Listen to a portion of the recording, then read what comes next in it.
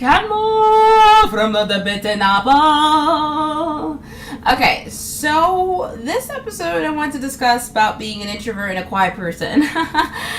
Mainly starting with the problems of being one. I'm an introvert. I'm quiet. You know, it's just kind of what happens. Let me give you a little close-up on my list. Feel free to freeze frame if you want to really read them all.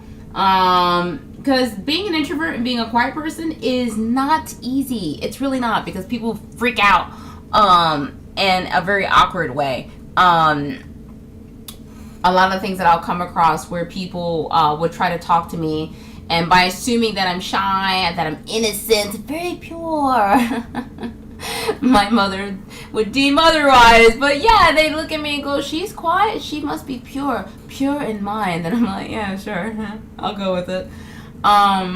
So when they approach me in conversation, they tend to be like, why are you so shy?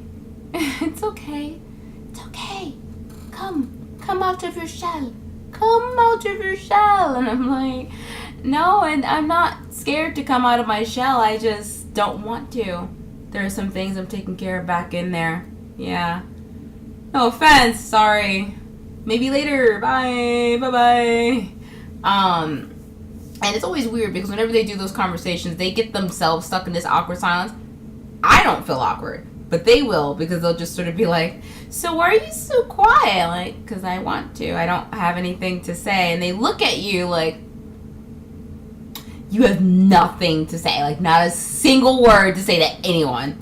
As if somehow I have made up that entire answer. Like, I sat there inside my mind freaking out, going, oh my god, what am I gonna say? Why am I quiet? What's going on? Oh my god. Like, quiet people, we have some loud minds, but that will not be one of the things that I will be loudly thinking.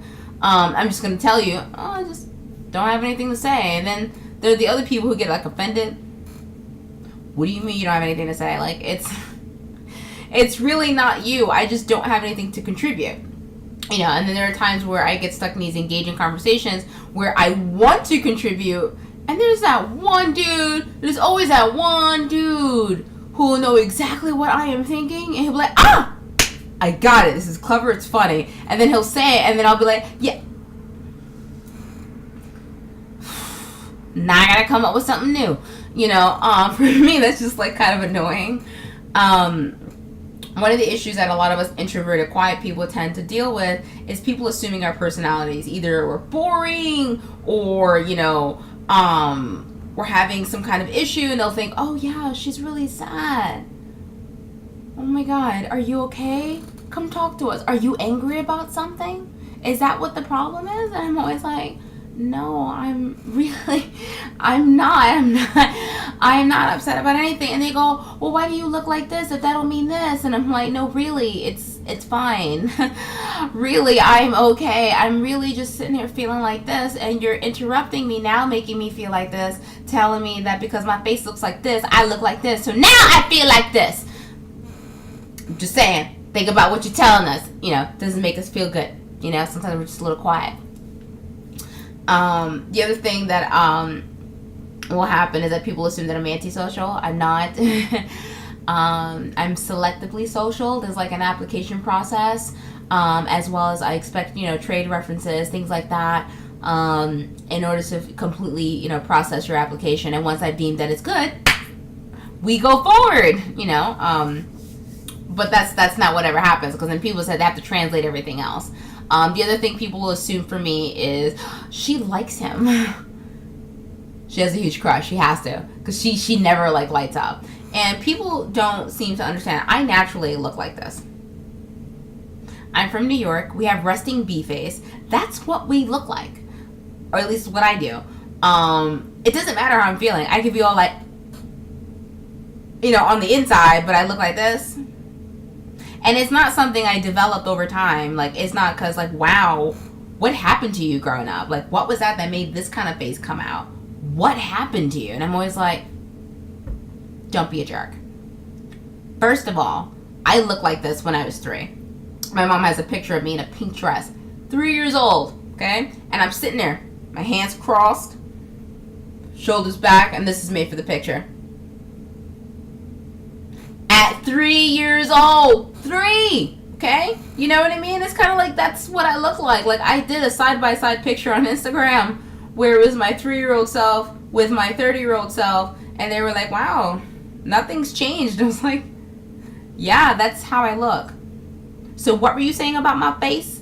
I'm serious. The other thing that I hate is when people try their best to get me to talk. Like, it becomes like a bet or like a game, or they do silly things like, I'm going to talk to her from across the room. And I'm always like, that little idea of yours is very silly.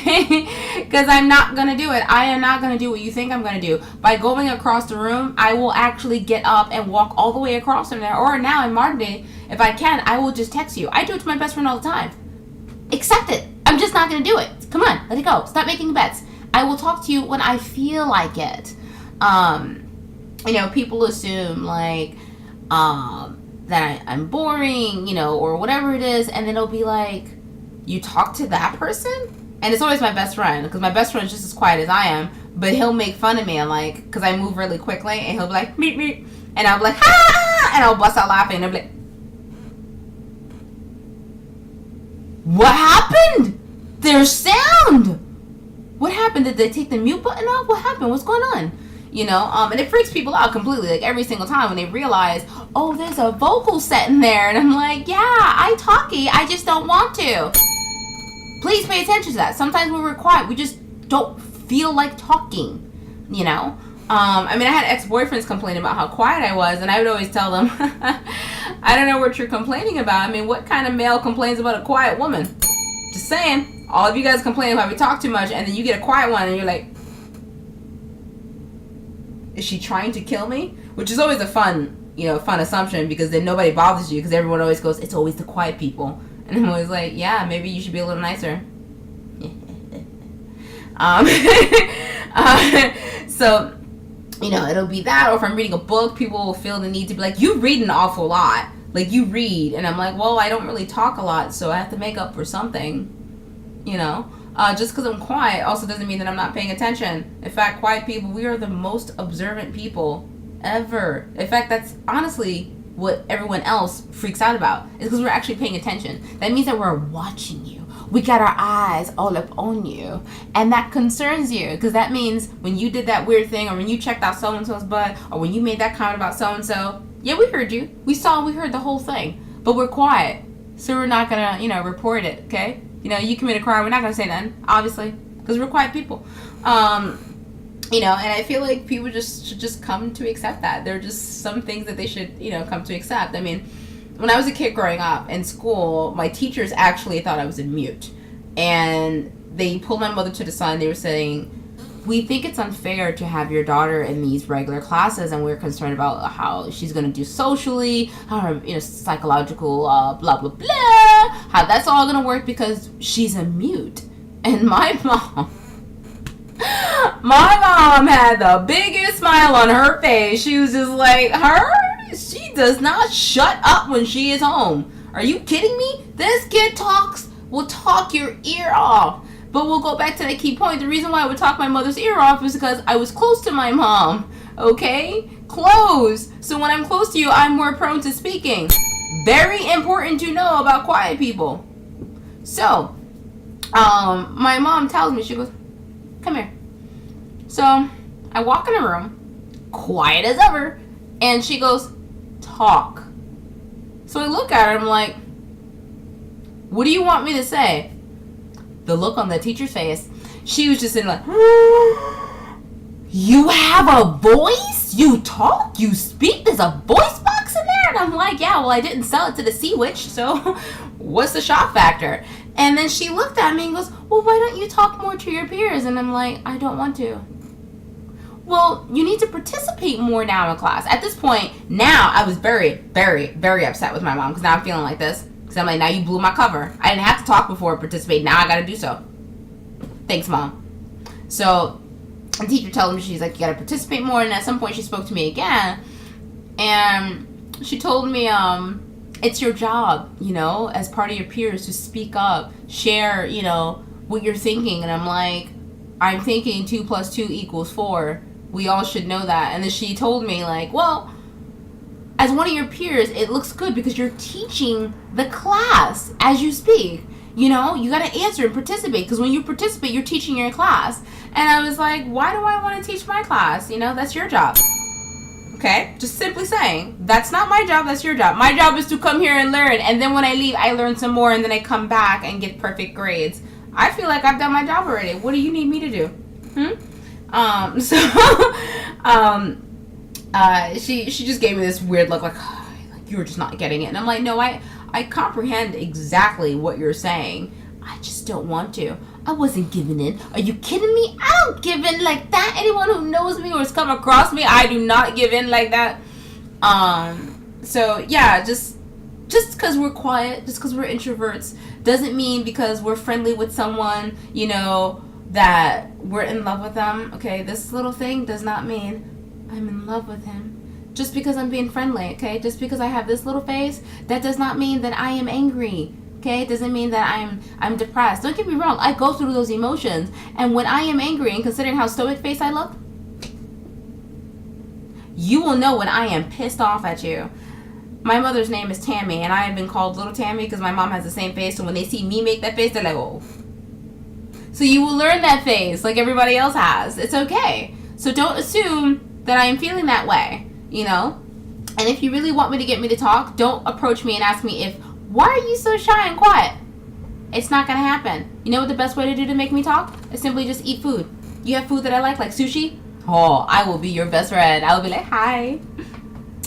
So, I see you have some sushi. Is that salmon? Is that crab roll? What's in there? What's going on? Yellowtail?